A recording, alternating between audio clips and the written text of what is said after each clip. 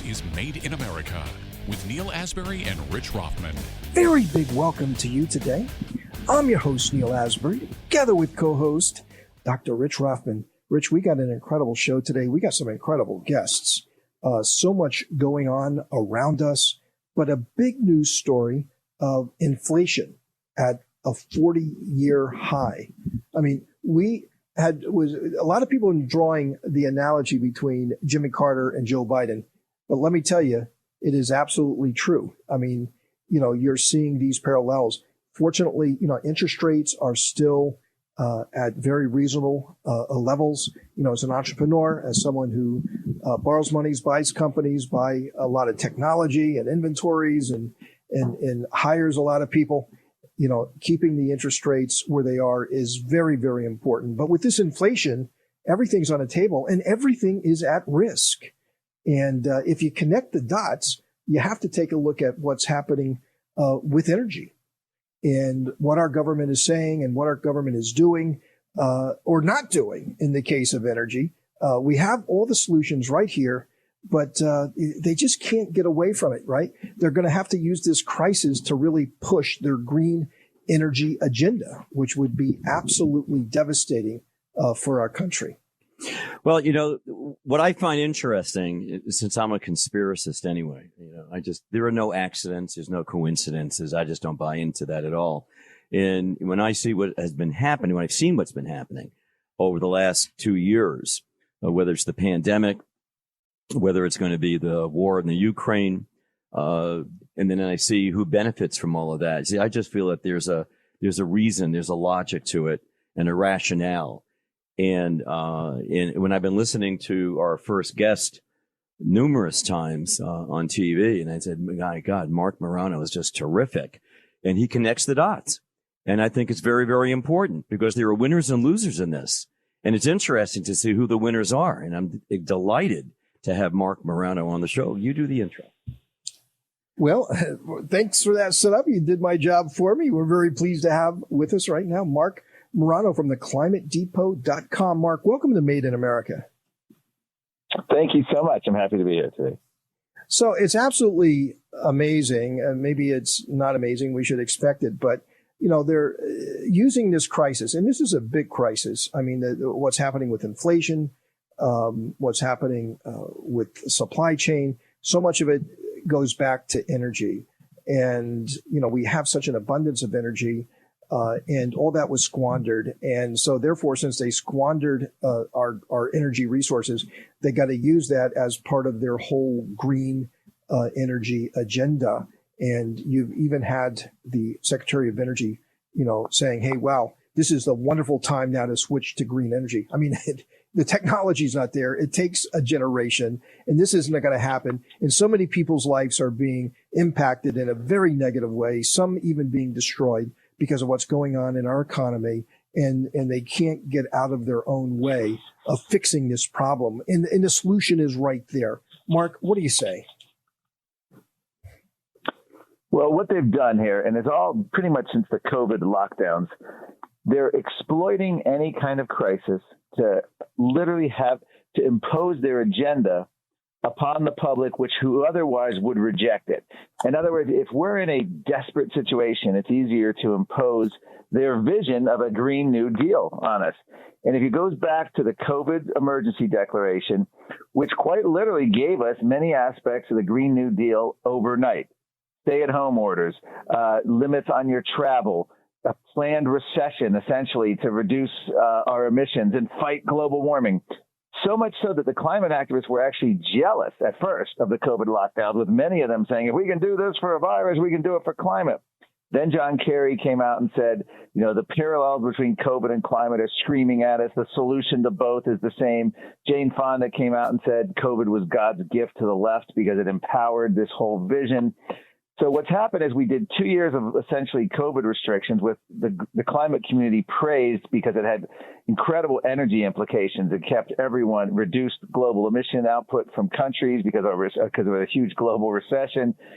And now Russia invades Ukraine, and we have huge problems, obviously, with inflation, supply chain, from our debt, But what's happening is with high energy prices and now shortages and now rejecting Russian energy, and Russia's just going to sell to China or India, we have another opportunity where climate activists are moving in and saying this is another opportunity to double down. This is exactly what we want. A former Obama Treasury official, Mark Mazur, said that quiet part out loud, quote, this is just 2 months ago, we don't want lower prices for fossil fuels.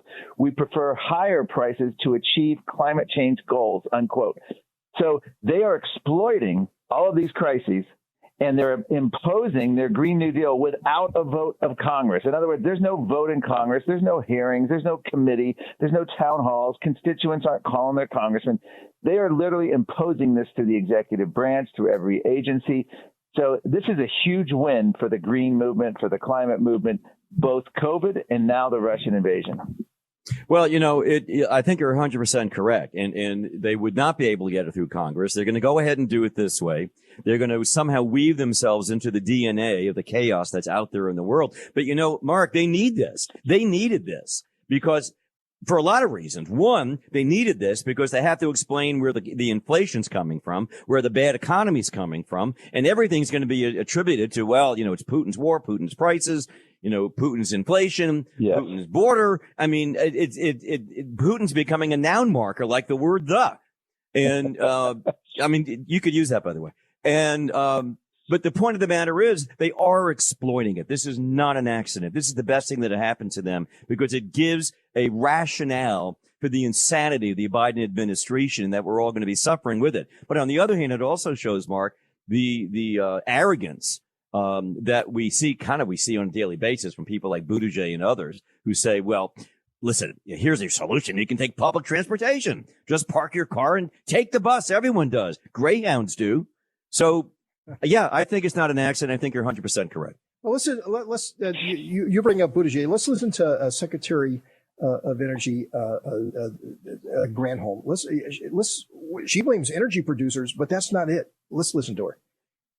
First of all, I think it's important to realize that what he announced really was a bridge. This was making sure that we can replace the oil that has been taken off of the market, at least a portion of it, because of the war, while we exhort the domestic oil and gas producers to up their supply, because right now we have a supply mismatch. So this is a 6-month bridge to be able to get to the point where the oil and gas companies have had enough time to be able to increase supply.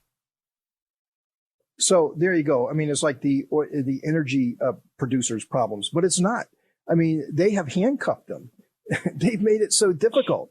They just shut off the spigot, and now they're blaming the people that could fix the problem, that they created a situation where they can't fix the problem. Yeah, and what they've done here is from day one, and we've all heard the litany, everything from canceling the Keystone Pipeline to banning the drilling on federal areas to going after fracking, death of 1,000 cuts, to executive orders, every agency, a cabinet. The Biden administration from day one has set a signal to energy markets that fossil fuels are going to become scarce and more expensive. And that drove up the prices. You can literally look at the chart. The day Joe Biden was inaugurated president, gas prices immediately went up, long before the alleged Putin price hike. So what Energy Secretary Granholm, by the way, Energy Secretary Granholm appeared in a 2018 video with climate activist Bill McKibben, friend of Al Gore, singing the end of Gasoline. Gasoline, the world's aflame. We have to keep you in the ground. And I'm talking about singing, dancing to like a rap type music. This is our energy secretary telling us we have to keep gas in the ground. And now she's feigning that she cares so much about high gas prices. This is what the intended consequences of their climate agenda is, not the unintended consequences. Skyrocketing fossil fuels. And the strategic petroleum reserve, her soundbite you played, is not that illogical. It makes some sense. The idea is in order to give people time, you want to release it. The problem is they're releasing, I think, about 1/3 of the entire strategic petroleum reserve.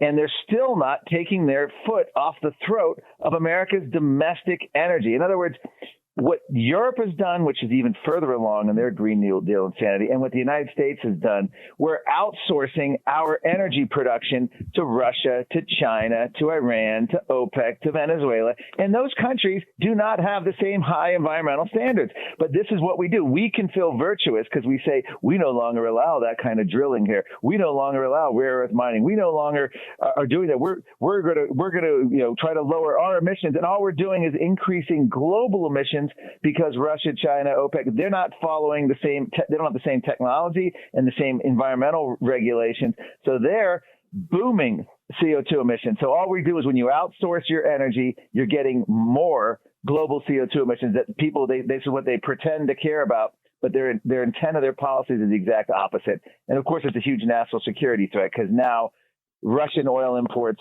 are at an 11-year high, where the near record high reliance on Russian oil, and Europe has let it just go. Some countries as high as 50%, 38% on average for their energy from Russia. So this is a mess, and the only way out is we have to change the narrative. We can no longer pretend there's a climate emergency and that we need to do this for the planet.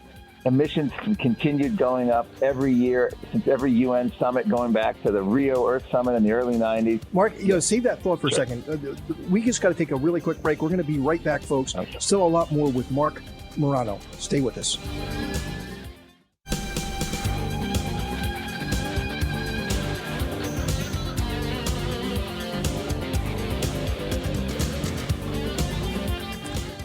Welcome to Made in America. I'm your host, Neil Asbury.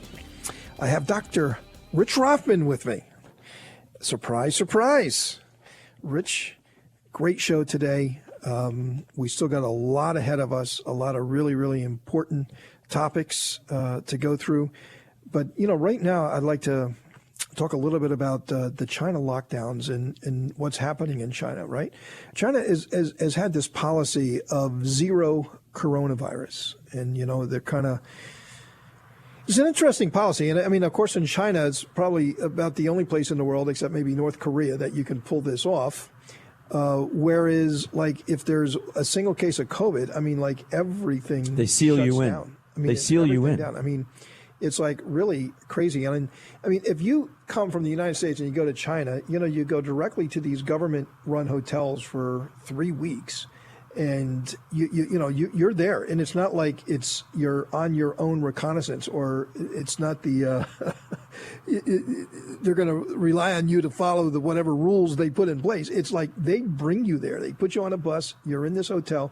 Your food is put outside your door, and you're kind of barricaded in your room. What city are you in? What are you talking about? This is the whole country of China. Because I've been to Beijing a bunch. But right now, if you travel there, that's is that rules. That's the situation now. That's the situation now. Jesus God, why would anybody want to go there? You go to Shanghai Airport, you land there, and boom, you're in one of these hotels, and it doesn't matter who you are, Chinese citizen, foreign citizen, and you're quarantined. Well, it's pretty awful. I mean, you see it on TV, and the people who've been shut in have committed suicide. There are videos out there. I don't want to see it. I did see it by mistake. Hong Kong, they jumped from 13 stories, Neil. The same thing was happening in Hong Kong. I mean, free Hong Kong is no longer free. I mean, if you're a Hong Kong Chinese, if you're a foreign, I weep for that. That's terrible. You go to Hong Kong airport, great city, and they destroyed it. And you're immediately put under quarantine. It's this zero tolerance of COVID, which is kind of interesting. Hey, what's wrong with a little socialism? That's what the liberals say. But what are you giving up? For that. But is it working or not? Because you see these lockdowns in China, and I got to tell you, this isn't something like on the other side of the world. I mean, this is really impacting us. It's impacting the supply chains. Let's listen to the senior correspondent at Fox News, William Lajeunesse, and he had this to say about the China lockdowns and what it's doing to supply chains. Rich. Global supply chains are really resilient, but when something happens, there will be ripple effects. And right now that begins in China. Some 44 cities in COVID lockdown, manufacturing at a standstill, hundreds of container ships waiting to dock. Others can't leave. There is a huge backlog now that's kind of building up because nothing is flowing out, and it's quite impossible actually to move anything to another port. That means finished products like furniture and appliances. Components like computer chips and tires remain bottled up. And what that does, Rich, too, is it adds a lot of cost. Now, you got this perfect storm. First of all, you got the Biden policies in energy. That's like just horrible, crazy inflation. And then on top of that, you have the lockdowns in China that is gumming up the whole global supply chain. And let me tell you, if you got these ships sitting there in port, they can't leave because they can't get loaded. And so they're there and they're accumulating. And then the longer the wait, the more they charge. And guess who pays for that? Ultimately, the American consumer. That's right. And then they get to the American ports. And now you got this like massive amount of ships waiting at American ports that can't get unloaded. And what happens? They sit there for weeks and weeks and weeks. And that cost is, again, passed on to the American consumer. Well, as we're speaking, there are 51 cargo ships off the port of Los Angeles and Long Beach on the West Coast. And 51. That's a lot of ships, man. Well, in Shanghai, there's over 300 steamships that are trying to get loaded and depart. And they can't load because it's under lockdown. Well, if ever there was a time for onshoring or nearshoring, this is it, don't you think? Absolutely amazing. Yeah. And then now let's take it down to Main Street. And we're gonna hear John Paul DeJoria. He's the co-founder of Paul Mitchell and Petron Spirits, and he's going to talk about what the supply chain problem is doing for him. In all the businesses, whether they're bringing things in from foreign countries or bringing things across the United States, all areas of the supply chain, whether it's bottling, whether it's ingredients and things of that nature, and little components, are backordered. So backordered, it means that they can't produce product. I mean, look at the automobile. Try to get in an automobile. Can't get a car. More and more people that I know are. And I just had lunch with somebody who's a dear friend, a very wealthy guy. He bought the leases that he has, but just bought the cars. Just bought the cars. He said, what's the point? He can't get what he wants. Doesn't exist. If you could get what you want, it may be missing chips. It won't have all the options that you want, but you're going to be paying 110, 150% of the sticker price. It's just insanity to even think that you want to do that. So he decided that, you know what? I'm buying it out. You know what? I'm buying it out. And you know what? I'm going to buy out my wife's car. It's coming up in a few months. It's cheaper. It's done in $2019. So in $2019, I'm going to buy her car. It's a better deal. I could buy the car, turn around, and sell it if I want to do that for more than Kelley Blue Book. Same thing with my car. I'm going to get rid of my car in a few months. I think I'm going to just buy it out. I'll drive it in the ground for a while, or I'll just sell it. But to go out and get a used car at a 39% premium, I don't think I'm going to do that. And to get a new car at 115% of the sticker price, I don't think I'm going to do that either. It's total insanity.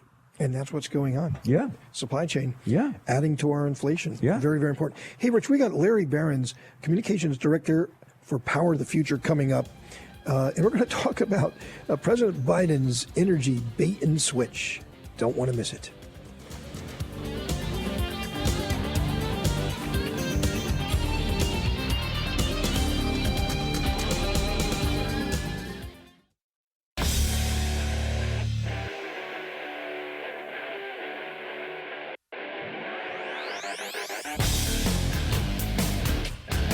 Promoting American industry. This is Made in America with Neil Asbury and Rich Rothman. Welcome, welcome, welcome.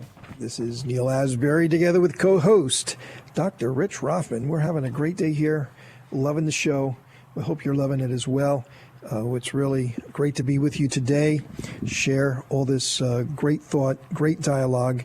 And right now we have a lot more coming at you. We have Larry Behrens, who's the Communications Director for Power of the Future, and he's joining us right now to talk about an opinion piece that he's just written, Joe Biden's Energy Bait and Switch. Larry, welcome to Made in America. Oh, thank you so much for having me. I really appreciate it.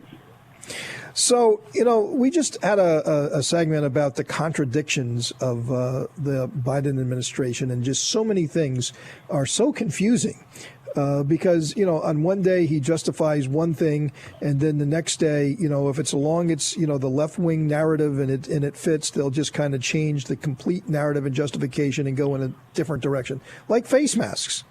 Hey, you can come across the border. It's not a health issue. COVID's gone. Come across, hundreds of thousands of people. We don't have to worry about health concerns. Hey, but, the CDC is wants to overturn this Florida judge and make masks mandatory again on airplanes when the country is so past that.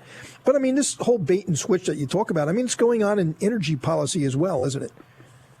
It absolutely is. And you get down to the bottom of it there, Neil, really perfectly.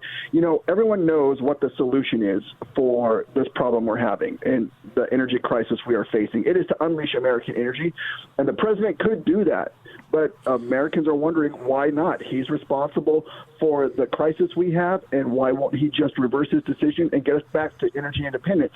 Well, because of those contradictions, and because that he is so beholden to the eco-left part of his party, he just can't force himself to do that. And so that is definitely one of those contradictions we see, in that you have someone who knows what the answer is, and America knows what the answer is, but they just won't engage in it.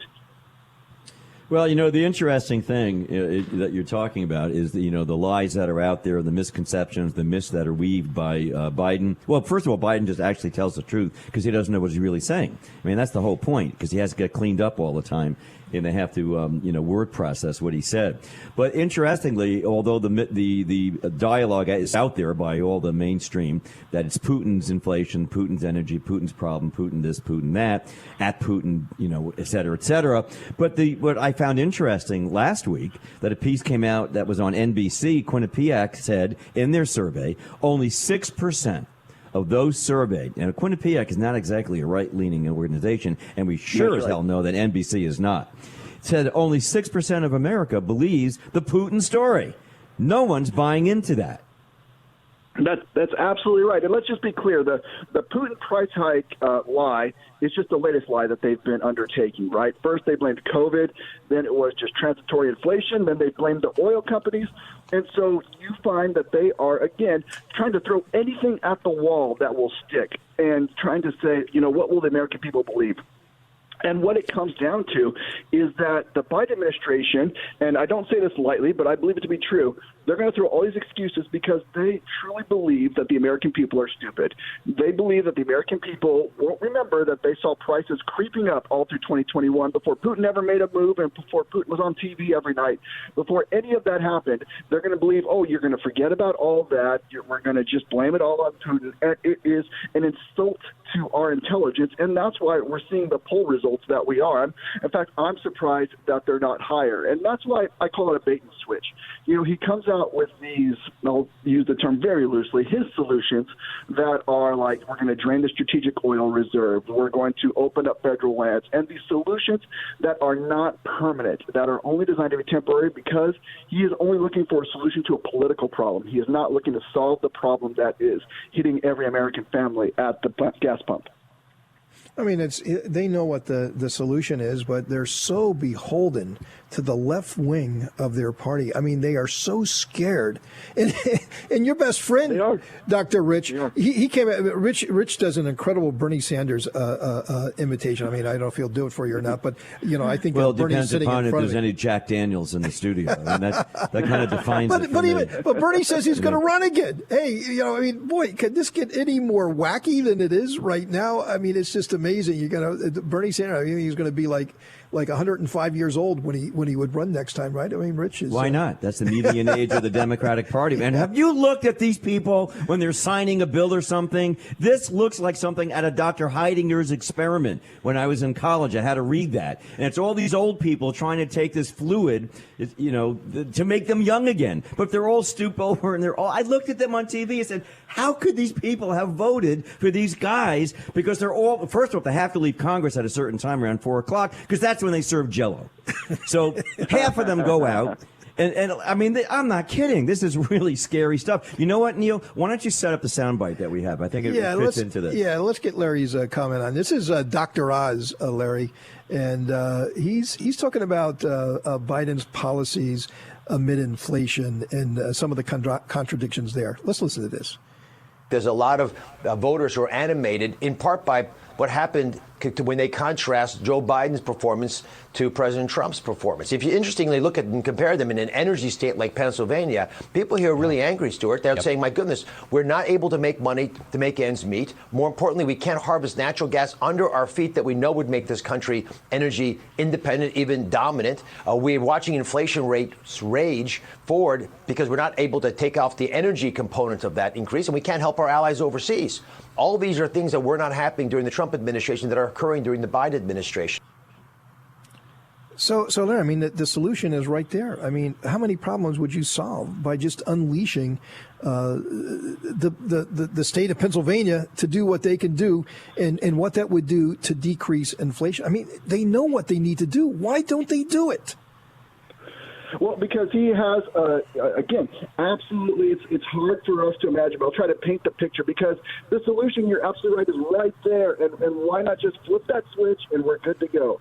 But from Joe Biden's perspective, he has the AOCs of the world to tell him they're so powerful. He's got John Kerry in a secret office in the White House, his own little EPA there that's unaccountable to Congress, constantly whispering in his ear about what he should be doing. And he's got the Bernie Sanders trying to say, if you don't do this, we will come after you. And you know what? When he announced on Good Friday, at 5 p.m. Good Friday, he made that announcement at such a time so that the media wouldn't make a big deal out of it, so that hopefully his green friends would not make a big deal out of it.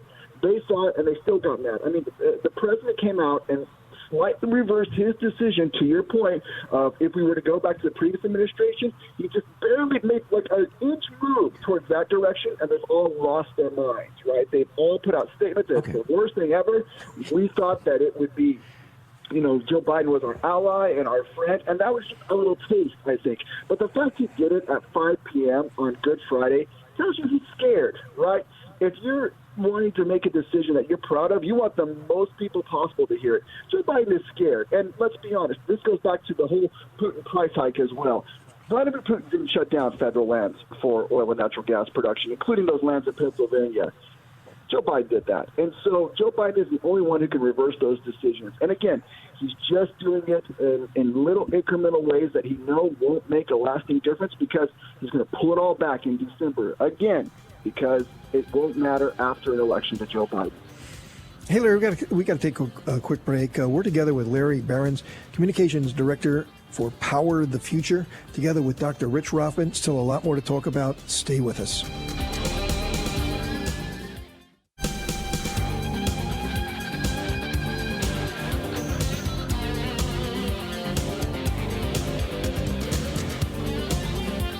Welcome back. This is Neil Asbury, together with co-host Dr. Rich Rothman, and we're having a discussion with Larry Behrens, Communications Director for Power the Future. So, hey, look, Pennsylvania's got the solution, but not only Pennsylvania, West Virginia's got the solution, Kentucky's got the solution, Texas has got the solution, North Dakota, South Dakota. I mean, we got all these states ready to jump in, all these entrepreneurs, all these great businesses ready to jump in and really tackle this inflation thing. Well, yeah. So, Rich, why don't, they won't do it? They're so beholden to the left. We've had this discussion, but they just don't seem to want to break. Well, the point is you cannot work with ideologues and static people. You just can't do that because they're so stuck in their ways. I mean, I saw that when I was at Syracuse. Like, people were this, the people were that. I see that when I talk to folks in the political arena right now. They can't get out of it. And they're all vested into all this stuff. So, but and let me tell you something. And let me just, before we get to the soundbite, that on the 15th of this month, tell me if I'm right on this, but the sanctions on oil against Russia hit on a global basis. So I would think if we are involved in concerns that we don't have enough oil right now, and God, if we only had the pipeline, the Keystone pipeline, we'd have 900,000 gallons more a day. But they're going to hit. And that oil is going to come off the market. So it's going to be very, very interesting. So just the other day on Fox Business News, we had Ken Polcari, Chief Market Strategist at Slate Stonewell, and he was taking exception to the Biden administration relating to energy pricing. Because they got to blame somebody, as we're discussing right now. Well, it's going to be Putin. Well, it's going to be this. We have to completely vilify the oil companies. Take a listen to this soundbite, and then we'll riff on that.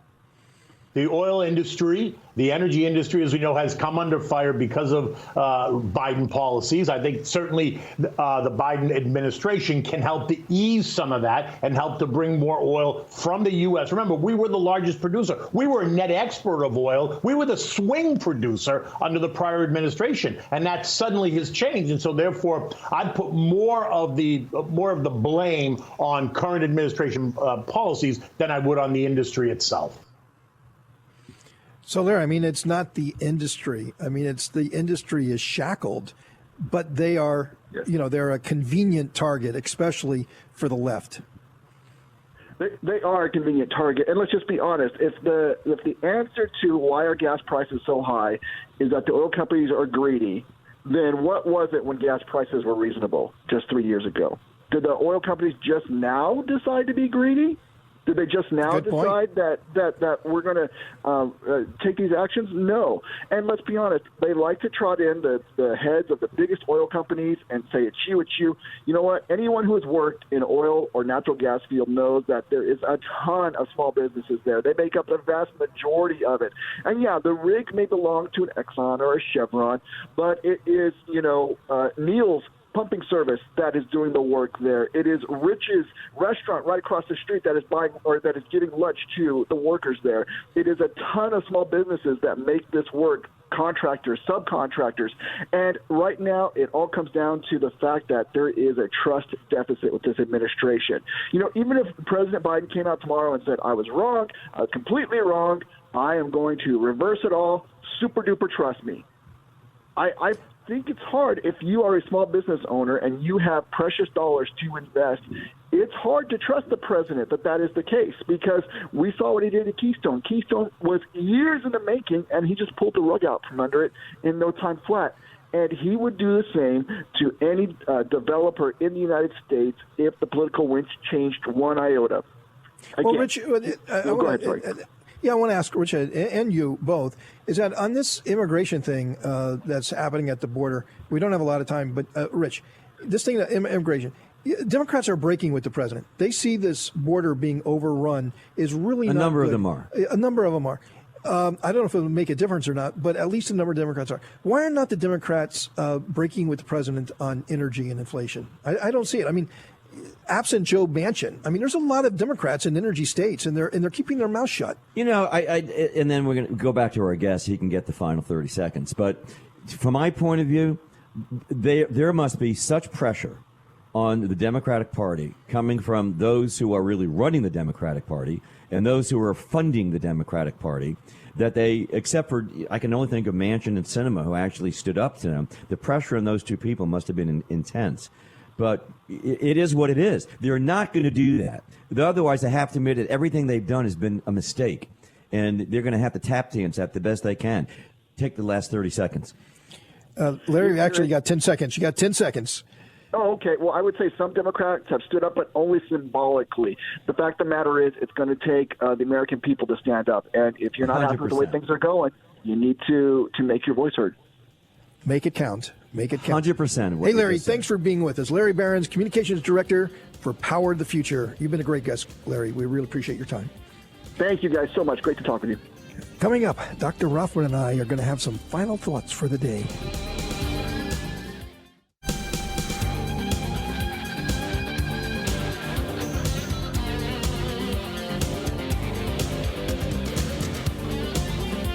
Well, folks, welcome back. It's Neil Asbury here, together with Dr. Rich Rothman. We've really enjoyed being with you today and sharing some of these thoughts. We've had great guests, but we're not done. We've still got a few things to talk about. I think that hopefully you'll find it amusing. Maybe you'll find it sad, but nonetheless, we're going to talk about it. Rich, we got James Carville this week. I mean, he's the Raging Cajun. I mean, he says some pretty astute things. Sometimes he's just like completely off the rails, and he says the economy's stupid. To go back and crawl underneath where he came out of. He created that with Clinton. Is the economy stupid? Well, that was that election in 1992. Bill Clinton was running against George H.W. Bush. But he got a lot of help from Ross Perot. He split the vote. Yeah, that was Bill sad. Clinton won without a majority of votes. It's like he had 40-odd% of the vote, but because of Ross Perot, Except Perot was right about one thing. He said that sucking sound you hear will be the jobs being sucked into Mexico as a result of NAFTA. He was not wrong. Yeah, well, he certainly took who looked to be unbeatable, George H.W. Bush, right after the first Gulf War, and he brought him down. And James Carville was right there at his side, and always said, "It's the economy, stupid. Whatever it is, it's the economy." It always is. It's the economy. That's what's happening today. Not the international stuff. It's the economy. So if that's the case, Mr. Carville, what does that say for Mr. Biden and the Democrats this midterm? If it's the economy, stupid, they're in for a hell of a shellacking. Well, someone's got to figure out how to present themselves. That's the problem. They've got to have a story to tell. They have to have something to explain, sort of, what's been going on and how somebody else is at fault for this. But let's listen to James Carville this week and giving the Democrats some advice. The thing that Democrats need to do is start pointing out how weird and strange the Republicans have become and talk more about that and less about what Biden hadn't done for them. That's what I think. And I got to be a serious effort to just brand these people is that they're really like odd ducks. Well, I don't know, James, if you got that one right. I mean, the economy, stupid, that was brilliant. It'll go down in history, some of the best political advice ever. But the Republicans and the weird stuff going on, I don't know. I think that's not, look, take a look in the mirror.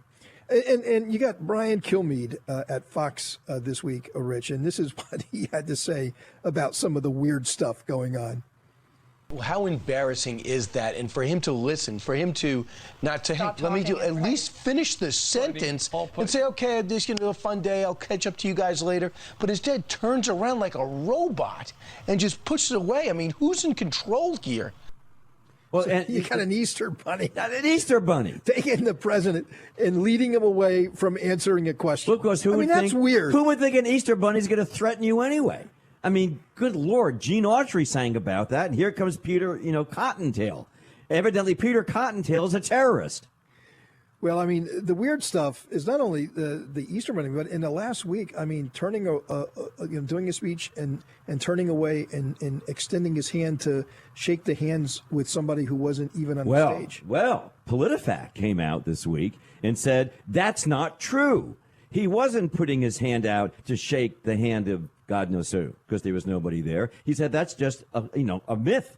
And then when you look at the video, Biden turns around, puts his hand out to shake hands, and guess what? Wait a minute. I just thought of it. This is like Harvey the Rabbit, the movie Harvey. Here he had a bunny take him away in the Rose Garden during the Easter egg roll, and now he's turning around and he's shaking hands to a 6-foot rabbit. That's Harvey the Rabbit. But they're saying that never happened. But the problem was that Harvey wasn't there. Well, that's the whole point. If you saw that movie, if you saw the story of Harvey, he wasn't there. But this guy believed, James Stewart believed that he was a drunk, believed that there was a 6-foot rabbit that he talked to all the time. Maybe that's Biden's problem. There are strange things happening at the White House right now. And we have Mr. Carville here, old James there. The Dems need to point out the weird things that Republicans are doing and what they have become. Well, I don't know, man. I mean, Harvey the Rabbit shaking hands with the air. Easter bunny. No, he did it. Taking you away. Everybody who's listening, you go online, go take a look at that video, and then you discuss it amongst yourself. I am telling you, he shook hands with nobody. Well, Rich, unfortunately, we're out of time. And rabbits. But we're going to be back again next week with more stories and adventures at Made in America, where we never stop fighting for your jobs.